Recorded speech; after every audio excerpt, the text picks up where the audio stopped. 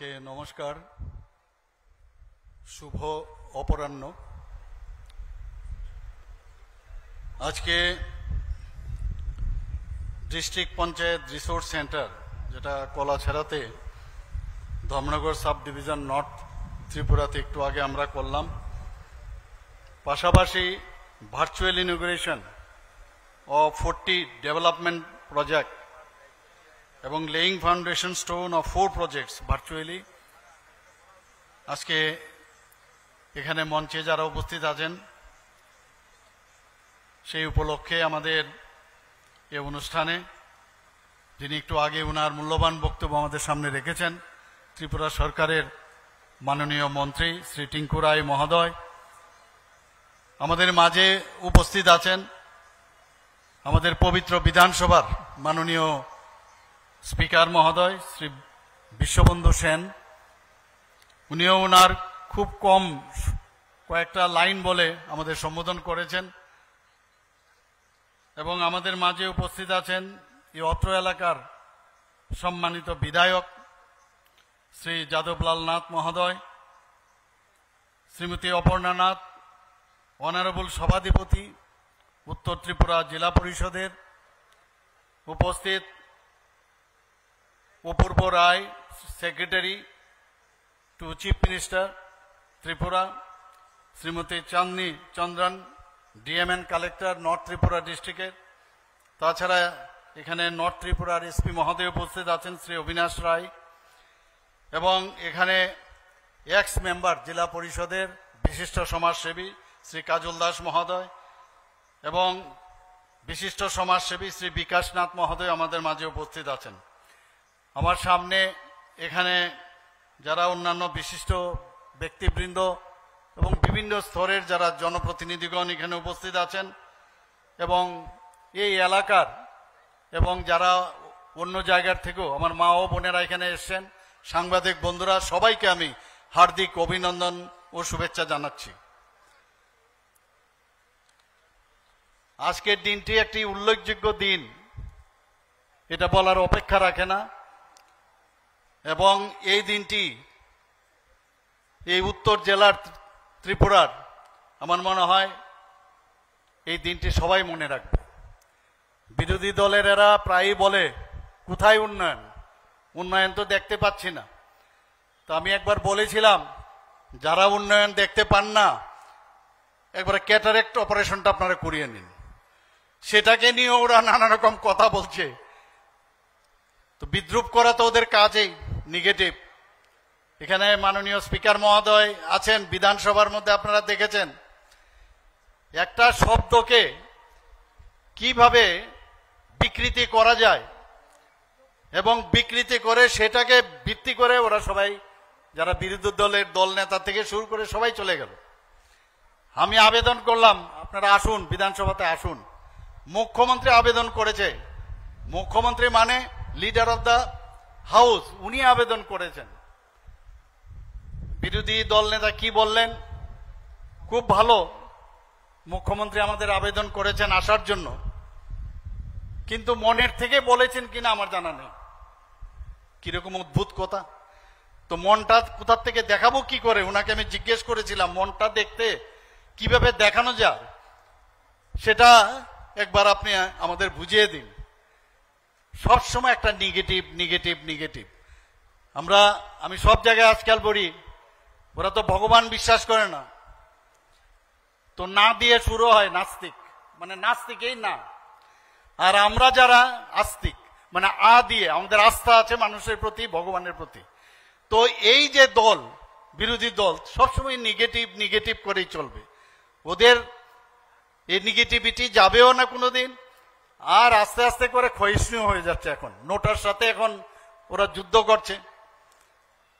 আর একটা বিরোধী দল আছে কংগ্রেস, হাতে গোনা 3 জন মিটমিট করে জ্বলছে, নানা রকম নাটক, বিকৃতি করে কথা বলা, এইসব আমরা দেখছি।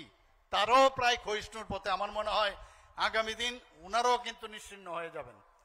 এক দুজে গেলে, আমরা হিন্দিতে বলি না এক দুজে গেলে, এরকম একটা অবস্থা। আমি তোমার, তুমি আমার। এবারের গত ইলেকশনের সময় আমরা দেখলাম আমি বিধানসভায় যখন গেলাম সেখানে আমি জিজ্ঞেস করলাম যে আপনারা উপরে গিয়ে কি জবাব দেবেন,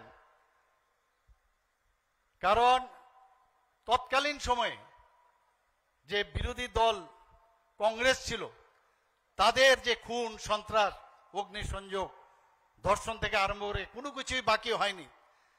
এই রক্তমাখা হাতের সাথে এখন হাত মিলিয়েছেন আপনারা, কি জবাব দেবেন? মাথা হেড করে নিচের দিকে বসেছিল, কি করবে? কিচ্ছু করার উপায় নেই। আজকের দিনে আমি সেটাই বলবো যে উনারাই আসুক এখানে, এসো দেখুক কি ধরনের উন্নয়ন আমরা এখানে করেছি বা এখানে করতে যাচ্ছি। আমরা শুধু এখানে না, এই উন্নয়ন সারা ত্রিপুরাতে আমরা সেই উন্নয়নের, যিনি আমাদের দিশা দেখান, যিনি আমাদের রাস্তা দেখান, আমাদের যশস্বী প্রধানমন্ত্রী নরেন্দ্র মোদীজি, সেই পথে আমরা চলছি। এখানে আমার যে পূর্ববর্তী বক্তা বলেছেন টিঙ্কু বাবু, যে আজকে ত্রিপুরাতে 6টা ন্যাশনাল হাইওয়ে হয়েছে। আগে টিম করে একটা ন্যাশনাল হাইওয়ে ছিল, আরো 4টা ওয়ান প্রিন্সিপাল ন্যাশনাল হাইওয়ে, ওটারও অলরেডি অ্যাকসেপ্ট করেছে। এর মধ্যে একটা হয়তো এর মধ্যে আমি মাননীয় প্রধানমন্ত্রীজির সাথে কথা বলেছি, সেটাও হবে। তো এই যে রাস্তা আমাদের, আমি সব জায়গায় বলি এই রাস্তা শুধু রাস্তা না, কনক্রিটের বা পিচের রাস্তা না, এই রাস্তা আগামী দিনে আমাদের রাস্তা দেখায়। আমাদের রাজ্য কোন দিকে যাবে, আমাদের এই দেশ কোন দিকে যাবে, এই রাস্তা আমাদের দেখান। আজকে শুধু এই ইনগরেশনের জন্য বা ভিত্তিপ্রস্তরের জন্য আমি এখানে আসিনি। আপনারা জানেন একটু বাদে এখানে যাত্রা অনুষ্ঠান এখানে রাখা হয়েছে রাজ্য ভিত্তিক। এই যাত্রাও কিন্তু অনেকটা আমাদের আগামী দিনের জন্য যাত্রা শুরু। আরো অনেক কিছু আমাদের করতে হবে, আমাদের আরো কিছু করতে হবে। আমাকে আমাদের স্পিকার সাহেব বলছিলেন আপনি বারবার আসতে হবে এখানে, তাহলে আরো উন্নতি হবে। আমার আসতে অসুবিধা হয়, কিন্তু সময়ের কারণে অনেক সময় অসুবিধা হয়, কিন্তু আমি আসিনি এরকম না, কয়েকবারই আমি এই ধর্মনগরে এসছি, নর্থ জেলাতে আমি এসছি। আর ঊনকোটি তো এখন, আগে তো ঊনকোটিকে ডিপ্রাইভ করে রেখেছে। আমরা আগরতলায় বসে আমরা ভাবতাম, আগরতলাকে দেখে ভাবতাম বোধহয় নর্থেও বোধহয় এরকমই বোধহয় ডেভেলপ করেছে, আমাদের ঊনকোটিও বোধহয় সেরকমই ডেভেলপ করেছে। কিন্তু আমাদের সরকার আসার পর এখন ডেভেলপমেন্ট কারে কয় সেটা এখন মানুষ বুঝতে পারছে। এখনো যারা বিরোধী দলের এরা চেষ্টা করছে যে ওরা নাকি সামনে আবার চলে আসছে, আমি তো বুঝতে পারছি না কি করে আসবে ওনারা। কাজের বেলা অষ্টরম্বা, আর আমরা যেটা বলি মাননীয় প্রধানমন্ত্রীজি যা বলেন সেটাই আমরা করি, এটা মুখে না, আমরা কাজে আমরা সেটা দেখি। মাননীয় প্রধানমন্ত্রীজি এটাও বলছেন সবকা সাথ সবকা বিকাশ, আর বিশ্বাস আর তার প্রয়াস। আমরা সেইভাবে আমরা সেই আন্তরিক ভাবে আমরা সেই প্রয়াস আমরা করছি। কিছু গতকাল আমি টাকার জলায় গিয়েছিলাম, সেখানে একটা প্রোগ্রাম ছিল, সেখানে সমস্ত জনজাতি ভাই বোনেরা প্রচুর সেখানে সমাগম ছিল। ওনারা বুঝতে পারছে যে আমাদের ভারতীয় জনতা পার্টির যে সরকার, যে এনডিএ সরকার, এই সরকার জনজাতিদের জন্য মাননীয় প্রধানমন্ত্রীজি 2014তে আসার পর যেভাবে জনজাতিদের উন্নয়নের কথা বলেছেন, আমাদের রাষ্ট্রপতি একজন জনজাতির সম্প্রদায়ের ব্যক্তি, আমাদের ত্রিপুরা রাজ্যে এত জনজাতিদের উন্নয়নের জন্য এত প্রকল্প আমরা করেছি, আমরা সেইগুলো যখন ওনাদের সামনে আমরা রাখলাম, ওনারা কিন্তু এখন বুঝতে পারছে। আগে জাতি জনজাতির মধ্যে বিভেদ সৃষ্টি করে অনেকে একটা ঘোলা জলে মাছ ধরার চেষ্টা করেছে, কিন্তু আজকে আমরা এই যে সবকা সাথ সবকা বিকাশ আর বিশ্বাস আর তার প্রয়াস, এটা শুধু একটা এটা শুধু বলা না, বাস্তব ক্ষেত্রে আমরা সেই কাজটা আমরা করছি। আজকের যে ইনোগ্রেশনের আমরা যে প্রকল্পগুলো আমরা এখানে করলাম, সেটা শিক্ষা ক্ষেত্রে হয়েছে, আমাদের স্বাস্থ্য দপ্তরের তরফ থেকে হয়েছে, প্রাণী সম্পদ বিকাশ ডিপার্টমেন্ট থেকে করা হয়েছে, আরডি ডিপার্টমেন্ট থেকেও বিভিন্ন যে প্রকল্পগুলো এখানে আজকে উদ্বোধন হলো সেগুলো সবগুলো এখানে হচ্ছে। এতে করে আমাদের এখানে যারা এই অঞ্চলের বহু মানুষ, আমি নিশ্চিত এতে করে অনেক উপকৃত হবে। আমরা ত্রিস্তর পঞ্চায়েত আমরা সবসময় জানি যে মাননীয় প্রধানমন্ত্রীজি যখন 2018-তে এই ত্রিস্তর পঞ্চায়েত রাজের যেভাবে উনি এটাকে শক্তিশালী করার জন্য, এর আগে খালি মহাত্মা গান্ধী সেটা বলেছিলেন যে গ্রাম স্তরে উন্নয়ন লাগবে, কিন্তু আমার মনে হয় মাননীয় প্রধানমন্ত্রীজি যখন 2018-তে যেভাবে শক্তিশালী করার চেষ্টা করেছেন, তবে থেকে 2018 থেকে এই পঞ্চায়েত শক্তিশালী হচ্ছে। বন্ধুগণ, আজকে আপনারা সবাই জানেন যে ত্রিপুরা জাতীয় ক্ষেত্রে সর্বোচ্চ সংখ্যক জাতীয় পঞ্চায়েত পুরস্কার লাভ করেছে। পঞ্চায়েত যদি ডেভেলপ না হয়, পঞ্চায়েতের যদি উন্নয়ন না হয়, ত্রিস্তরীয় পঞ্চায়েত যদি উন্নয়ন না হয়, কোনো অবস্থায় দেশ উন্নয়ন হবে না। আমরা জানি প্রায় 70 থেকে 75% যারা সাধারণ মানুষেরা আছে এই গ্রামীণ এলাকায় বাস করে। তো প্রধানমন্ত্রীজি সেটা বুঝেছেন এবং সেই দিশায় উনি কাজ করে যাচ্ছেন, আমরাও সেই দিশায় আমরা কাজ করছি। এর মধ্যে আপনারা খবর পেয়ে নিশ্চয়ই জেনেছেন যে আমাদের এই ত্রিপুরায় পঞ্চায়েতি রাজ আমরা এত সাফল্যের সাথে কাজ করেছি, এর মধ্যে আমরা 7টি জাতীয় পঞ্চায়েতি রাজ পুরস্কার আমরা কিছুদিন আগে পেয়েছি। শুধু তাই নয়, পঞ্চায়েত ডেভেলপমেন্ট ইন্ডেক্সে 3টি ক্ষেত্রে ত্রিপুরা সর্বোচ্চ স্তরে উঠে এসেছে, সেটাও আমাদের বুঝতে হবে। এবং আমরা যে কাজ করছি গ্রামীণ এলাকায়, এই যে ইন্ডেক্সগুলো আসছে, বিভিন্নভাবে আমরা পুরস্কৃত হচ্ছি, সেটা কিন্তু আমাদের সাফল্যের স্বীকৃতি। এটা একজনের জন্য সম্ভব হচ্ছে না, আমরা সবাই মিলে কাজ করছি, তবেই সেটা সম্ভব হচ্ছে। আর্থসামাজিক উন্নয়ন, ইনফ্রাস্ট্রাকচার ডেভেলপমেন্ট এবং সম্পদ সৃষ্টির যে ব্যবস্থা, সেটা একমাত্র আমরা এই ত্রিস্তরীয় পঞ্চায়েত আমরা চেষ্টা করছি। আপনারা শুনে খুশি হবেন, ত্রিপুরা একমাত্র রাজ্য যেখানে ক্যাবিনেট থেকে আরম্ভ করে, স্টেট থেকে, ডিস্ট্রিক্ট থেকে আরম্ভ করে, আমাদের সাব ডিভিশন লেভেল থেকে আরম্ভ করে ত্রিস্তরীয় পঞ্চায়েত পর্যন্ত আমাদের এখন ডিজিটাল পদ্ধতিতে আমাদের কাজ হয়। এতে করে ডিজিটাল ইন্ডিয়া, মাননীয় প্রধানমন্ত্রীজি যেটা বলছেন, ডিজিটাল ত্রিপুরাও আমরা কিন্তু সেটা করেছি। অনেক জায়গায় সাব ডিভিশন লেভেল অব্দি গেছে, কিন্তু ত্রিস্তরীয় পঞ্চায়েত অব্দি এইভাবে কিন্তু আর কোথাও হয়নি, একমাত্র ত্রিপুরাতেই সেটা হয়েছে। আপনারা এবার বাজেটের বিষয়ে আমার পূর্ববর্তী বক্তা এখানে বলেছেন যে মুখ্যমন্ত্রী শস্য শ্যামলা যোজনা আমরা একটা করেছি, এতে করে যাতে আমাদের যে ফসলের যে ফলনশীল জাতের, যাতে তাদের কোয়ালিটি আরো ভালো হয়, তার জন্য একটা মুখ্যমন্ত্রী শস্য শ্যামলা যোজনা করেছি। তার মধ্যে আমরা 5 করোড় আমরা সেটার মধ্যে রেখেছি। মুখ্যমন্ত্রী বালিকা সমৃদ্ধি যোজনা, আপনারা নিশ্চয়ই এর মধ্যে অবগত হয়েছেন, যারা আমাদের স্থায়ী বাসিন্দা, আমাদের ত্রিপুরার যারা পার্মানেন্ট রেসিডেন্ট, তাদের অন্তর্দয়ের ফ্যামিলির যদি কোনো সেখানে কন্যা জন্মগ্রহণ করে, তার জন্য 50,000 টাকা তার জন্য ব্যাংকে আমাদের ফিক্সড ডিপোজিট রাখা হবে। 18 বছর যখন হবে, পুরো সুদ সমেত সে সেটা পাবে। তার আগামী দিনের বিয়ের বিষয়ে হোক বা তার পড়াশোনার বিষয়ে হোক, সেটা করা যাবে। সেই বাজেটে আমরা এখানে রেখেছি। বন্ধুগণ, এর মধ্যে আপনারা জানেন chief minister scheme for mentally challenge person, সেটা আমার টিঙ্কুবাবু সেটা বলেছেন যে 5,000 টাকা করে। আমরা এই বিষয়ে কেউ কিন্তু আগে ভাবেনি যে মেন্টালি চ্যালেঞ্জ যারা, মানসিকভাবে যারা অসুস্থ, তাদের জন্য আমরা সেটা ভেবেছি, আমাদের সরকার ভেবেছে যে ওনাদের জন্য 5,000 টাকা করে আমরা প্রতি মাসে আমরা দেব। যারা অলরেডি 2,000 টাকা করে নিচ্ছে, তাদের 2,000 টাকা বাদ দিয়ে বাকি 3,000 টাকা করে দেওয়া হবে। শুধু তাই নয়, মুখ্যমন্ত্রী কন্যা বিবাহ যোজনা সেটা আমরা করেছি।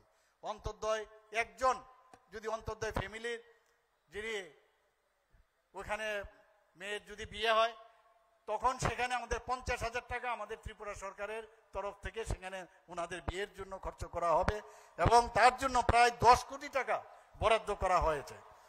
আমাদের chief minister assistant for daughter, son of army এবং সিআরপিএফ, বিএসএফ, এই ধরনের যারা ত্রিপুরার বাইরে কাজ করছে বা ত্রিপুরাতেও, ত্রিপুরার ফ্যামিলি, ত্রিপুরার লোক, তারা যদি তাদের কোনো কারণে দেশ রক্ষার্থে, দেশের জন্য তারা প্রাণ বলিদান হন, তাদের ছেলে মেয়েদের জন্য আমাদের এইবারের বাজেটের মধ্যে আমরা রেখেছি তাদেরকে স্টাইপেন্ড দেওয়ার যেন দেওয়া হয়। আমরা এবার মৎস্য চাষ 59 জেলায়, সেখানে 8,82,00,000 টাকা আমরা এবার বাজেটে আমরা রেখেছি। এই 59 জেলায় মৎস্য চাষের জন্য যে অ্যাওয়ারনেস প্রোগ্রাম এবং প্রশিক্ষণ কেন্দ্র সেখানে স্থাপন করা হবে। আমাদের দুটো মাল্টিপারপাস ইনডোর স্পোর্টস ইনডোর হল আমরা কৈলাসহর এবং উদয়পুরে আমরা করতে যাচ্ছি। আমাদের চোখের চিকিৎসার জন্য টারসারি সেন্টার একটা উচ্চমানের, যাতে চোখের অপারেশনের জন্য, বিশেষ করে নর্থের যখনই আমি শুনি যে কোথায় কোথায় ওনারা শিলচরে চলে যান, আমি জানি না কেন শিলচরে চলে যান। ত্রিপুরাতে আগরতলাতে এখন ভালো ভালো চিকিৎসা হচ্ছে। আমি আপনাদের মাধ্যমে সবাইকে বলছি, আপনারা ত্রিপুরাতে আসুন। ত্রিপুরার সব জায়গায় এখন সব ব্যবস্থা, সমস্ত ডিস্ট্রিক্ট হসপিটাল যেখানে নেই সেগুলোকে আরো আমরা যাতে স্ট্রেংথেনিং করা যায় সেই কাজটা করছি। আগরতলা গভর্নমেন্ট মেডিকেল কলেজে এখন 9টা সুপার স্পেশালিটির ব্যবস্থা করেছি, সেখানে সব ব্যবস্থা আমরা সেখানে আছে। পাশাপাশি যাতে আই হসপিটাল একদম যাতে মানে সুপার স্পেশালিস্ট করা যায়, 100 বেডের একটা সুপার স্পেশালিটির আই হসপিটাল আমরা করছি, সেটা এবারের বাজেট আমরা রেখেছি। এবং তাতে করে অলরেডি কিছু বাজেট 5 কোটি টাকা ইনিশিয়ালি আমরা দিচ্ছি, আগামী দিনে আরো টাকা আমরা দেব। এর মধ্যেও আমরা মরাছড়া এবং দক্ষিণ জেলার রূপাইছড়িতে, ধলাই জেলার মরাছড়া এবং দক্ষিণ জেলার রূপাইছড়িতে 10 বেডের পিএসসি হসপিটাল এবং বিভিন্ন যেসব পিএসসি গুলো আছে সেখানে কোয়ার্টার নির্মাণের জন্য এই বাজেটের মধ্যে রাখা হয়েছে। আপনারা শুনে খুশি হবেন, আগরতলায় অনেকে যান, বিভিন্ন কাজে যান, পেশেন্টকে নিয়ে যান বা অন্য কাজে গেলে অনেক সময় আসতে অসুবিধা হয়, থাকার অসুবিধা হয়, তাদের জন্য যাতে বিনে পয়সায় থাকা যায় এবং খাওয়া সাবসিডাইজ ওয়েতে তাদের মানে খাওয়ার জন্য ভর্তুকি দেওয়া যায়, তার জন্য ভারত মাতা ক্যান্টিন কাম নাইট শেল্টার একটা ব্যবস্থা আমরা আগরতলা শহর আমরা এই করছি এবং এই বাজেটের মধ্যে তার সংস্থান রাখা হয়েছে। বন্ধুগণ, আমরা নিজেরা জানি আমাদের ছেলে মেয়েদের পড়াশোনার জন্য প্রায়শই বিভিন্ন টিচারের কাছে আমাদের দৌড়তে হয়। এর জন্য যখন আমি মাননীয় অর্থমন্ত্রীর সাথে কথা বললাম যে এইভাবে কত ছুটবে, এক মাস্টার থেকে আরেক মাস্টার, আরেক মাস্টার থেকে আরেক মাস্টার, এই করতে করতে তো মানে অবস্থা অ্যাক্সিডেন্টও হয় অনেক সময়। তো আমি ওনাকে বললাম যে একদম হাইস্ট লেভেলের যাতে সায়েন্স, বিশেষ করে প্রথমে আমরা শুরু করেছি সায়েন্সের এবং সাথে ইংলিশ, বিভিন্ন যেসব আমাদের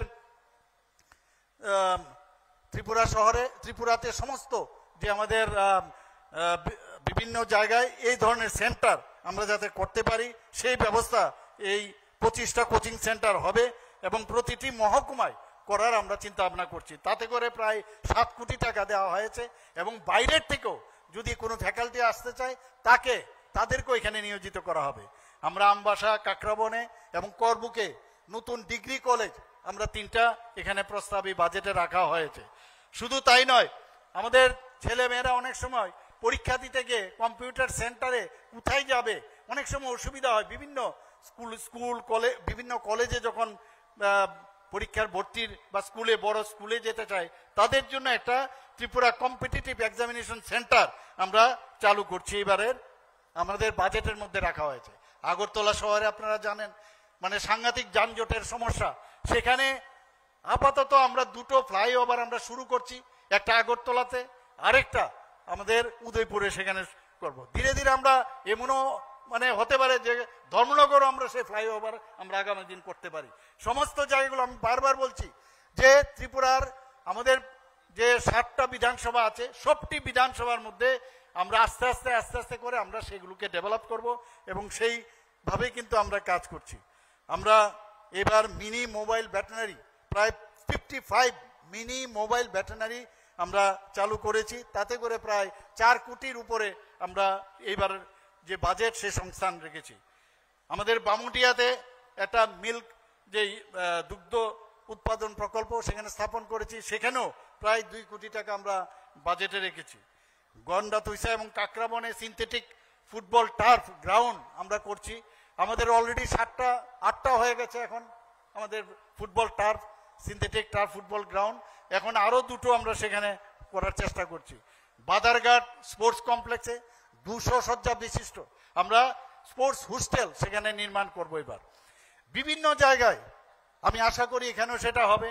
50টির মতো জিমনাসিয়াম স্থাপন আমরা করছি, এই বাজেটের মধ্যে আমরা রেখেছি। চিফ মিনিস্টার রাবার মিশনের আওতায় প্রায় 20,485 হেক্টর জমিতে রাবার চাষ হবে এবং 10টি রাবার প্রক্রিয়াকরণ সেখানে কেন্দ্র স্থাপন হবে। 3টি 100 শয্যা বিশিষ্ট জনজাতি হোস্টেল স্থাপন করা হবে। 50 শয্যা বিশিষ্ট 7টি এসটি হোস্টেল তৈরি করা হবে। বন্ধুগণ, আমরা এক কম্পিউটার ভিত্তিক অনলাইন পরীক্ষার জন্য হাপানিয়ার মধ্যে একটা সেন্টার আমরা করছি, যাতে কিছুদিন আগে আপনারা দেখেছেন ব্যাংকের পরীক্ষার সময় একজন রাস্তার মধ্যেই অ্যাক্সিডেন্ট হয়ে আপনারা দেখেছেন যে উনি মারা গেছেন। তো বাইরে যাতে না যেতে হয় তার জন্য আমরা হাপানিয়ার মধ্যে একটা কম্পিউটার যে ভিত্তিক একটা পরীক্ষা কেন্দ্র আমরা করছি, তাতে করে প্রায় 15 করোড় আমরা এই বাজেটের মধ্যে আমরা সংস্থান করেছি।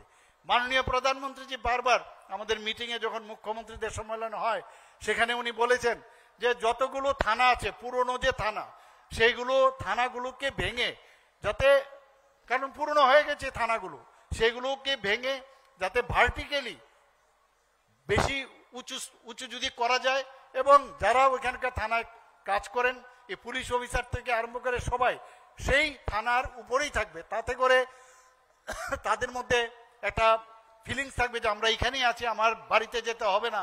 তো এর জন্য আমরা এখন আপাতত পশ্চিম আগরতলা থানা, পূর্ব আগরতলা থানা, বিলুনিয়া থানা এবং বাইখোরা থানা, বাগবাসা থানা এবং মধুপুর থানা সেখানে নতুন ভবন তৈরির জন্য এবার বাজেটে আমরা রেখেছি।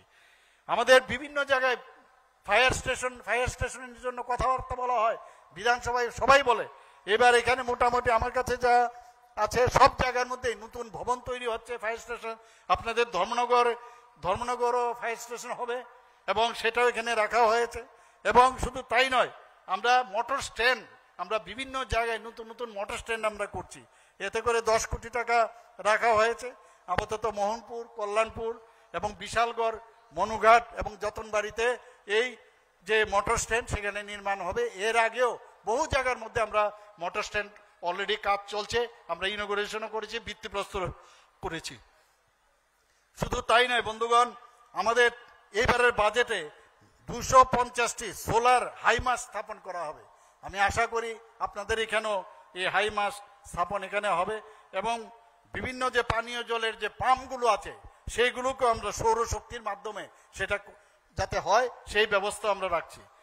আমাদের মাননীয় প্রধানমন্ত্রীজি আমাদের জল জীবন মিশনের কথা যদি বলি, যে ত্রিপুরাতে আমরা দেখেছি যখন আমাদের সরকার আসে মাত্র 3% মানুষ এই নলসের জলের সুবিধা পেয়েছে, কিন্তু এখন আমরা কত, আমাদের 85.12% এখন আমাদের ত্রিপুরাতে আমাদের জল জীবন মিশনের কাজ সম্পন্ন হয়েছে।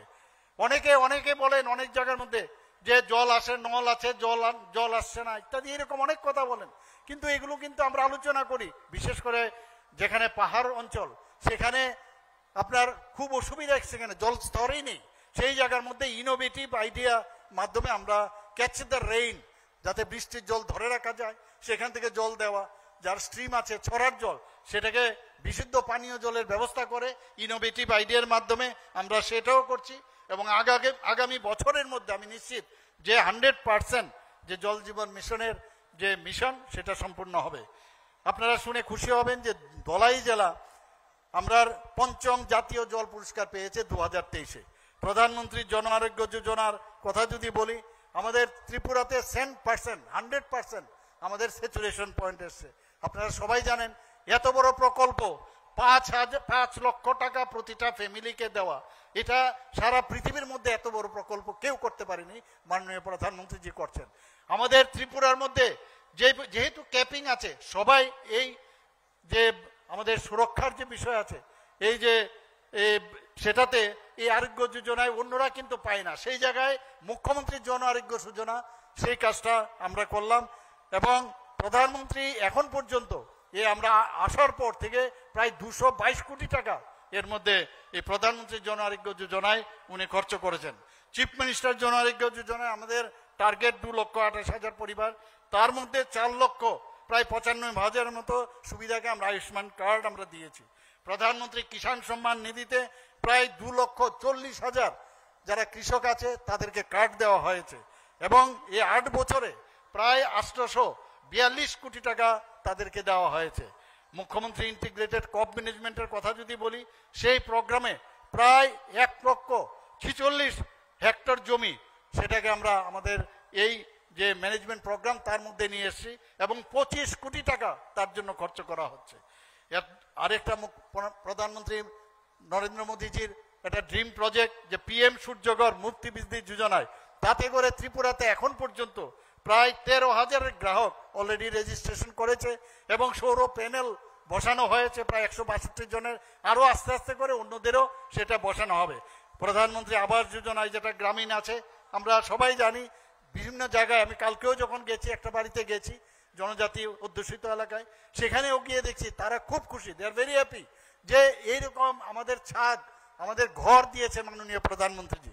ত্রিপুরাতে এখন পর্যন্ত প্রায় 3,68,000 পাকা ঘর গ্রামীণ এলাকায় দেওয়া হয়েছে, আর আরবান এলাকায় এখন পর্যন্ত 70,000-এর উপর ঘর দেওয়া হয়েছে।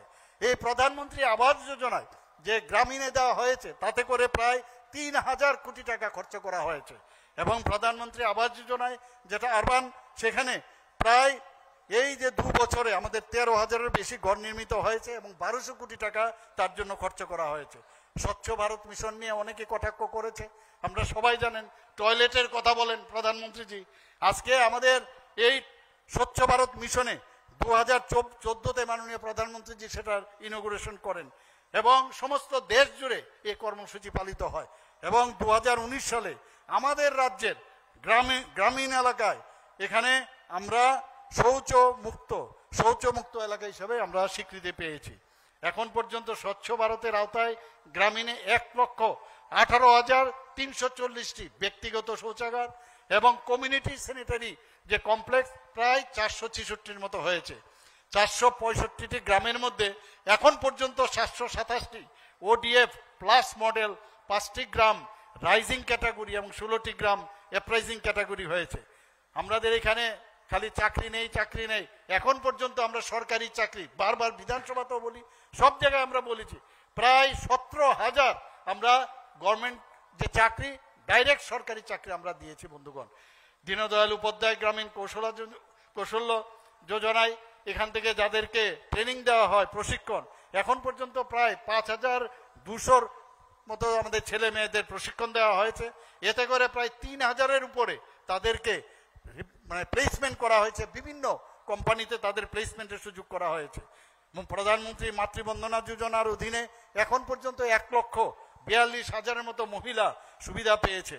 বন্ধুগণ, প্রধানমন্ত্রী গ্রামীণ সড়ক যোজনার কথা যদি বলি, এখন পর্যন্ত প্রায় 566 কিলোমিটার রাস্তা আমাদের পুনঃসংস্কার করা হয়েছে এবং 11টি RCC ব্রিজ এবং 1,405 কিলোমিটার সড়কের সংস্থান করা হয়েছে। কিছুদিন আগে আপনারা জানেন যে 14ই মার্চ 2015-তে আমরা মুখ্যমন্ত্রী কন্যা আত্মনির্ভর যোজনায় যারা 12th ক্লাস পাস করেছে, যারা ত্রিপুরা বোর্ড থেকে পাস করেছে, CBSE-তে পাস করেছে, 140 জনকে আমরা বিনা পয়সায় ওনাদেরকে 140টি স্কুটি আমরা সেখানে প্রদান করেছি। আমরা এবারের বাজেটের সবচেয়ে বড় যে বিষয়, যে কারো কর কিন্তু এবার আমরা ট্যাক্স আমরা লাগাইনি, তো এটা একটা বিরাট ইতিবাচক দিক আমাদের সরকারের তরফ থেকে। আমরা এবার 2018 সালে যখন আমরা ক্ষমতায় আসি, এখন পর্যন্ত রাজ্যের নিজস্ব কর এবং কর বহির্ভূত যে রাজস্ব আদায় প্রায় 236% বৃদ্ধি পেয়েছে। ভাবা, এটা কিন্তু বুঝতে হবে, এটা চিন্তা করতে হবে যে কি করে এটা সম্ভব হয়েছে। 236% আমাদের এই রাজস্ব আদায় হয়েছে, যে কারণে আমরা বিভিন্ন ডেভেলপমেন্ট আমরা করতে পারছি।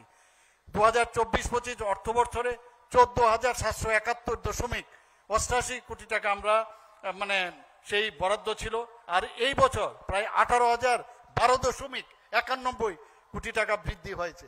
তাতে করে পার্সেন্টেজ যদি আমরা দেখি, প্রায় 22% আমাদের এইবারের সেই আমাদের সার্বিক উন্নয়ন খাতে সেটা বেড়েছে। আমাদের রাজ্যে 2017-18 অর্থ বছরের যে গ্রস স্টেট ডোমেস্টিক প্রোডাক্ট যদি দেখি, সেখান থেকেও আমাদের প্রায় অনেক বেড়েছে, যেখানে 2024 অর্থ বছরে 43,715 ছিল, সেখানে 91,224 কোটি টাকা হয়েছে। আগে আমাদের SHG গ্রুপ মায়েদের বোনেদের আমরা দেখতাম মাত্র 2017-তে 4,000 গ্রুপ ছিল, এখন আমাদের কত, প্রায় 56,000 SHG গ্রুপ হয়েছে।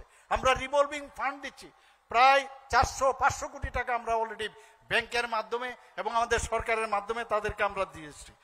সমস্ত ত্রিপুরা, আমরা উত্তর পূর্বাঞ্চলের যদি কথা বলি, ত্রিপুরা কিন্তু এখন জিএসডিপির ক্ষেত্রে আমরা সেকেন্ড হাইয়েস্ট, আমরা ত্রিপুরাকে বলা হচ্ছে দ্বিতীয় সর্বোচ্চ জিএসডিপি স্টেট। এবং রাজ্যের মাথাপিছু যে গড় আয় আমাদের 2017-18-তে কত ছিল? 1,444,000, আর এখন কত হয়েছে আমাদের? 1,77,723 টাকা। অর্থাৎ সিকিমের পরে নর্থ ইস্টার্ন জোনে আমরাই কিন্তু মাথাপিছু গড় আয় আমাদের ত্রিপুরা স্টেটের। এই যে কথাগুলো আমি বললাম, তাতে বলে আমি কি বলতে চাই? বলতে চাই যে আমাদের ত্রিপুরা এখন সামনের দিকে এগিয়ে যাচ্ছে। আমরা আগে শুধু মানে বেস্ট যে পারফরমার স্টেট হিসাবে ছিলাম, এখন ফ্রন্ট রানার হিসাবে আমরা কিন্তু আমাদের ত্রিপুরা স্টেট হয়েছে। বন্ধুগণ, আমি আজকের এই যে অনুষ্ঠানে আমি আসলাম, আশা করি এটা আমার জন্য একটা বিশেষ প্রাপ্তি যে আপনাদের সামনে আমি কিছু বলার সুবিধা পেয়েছি।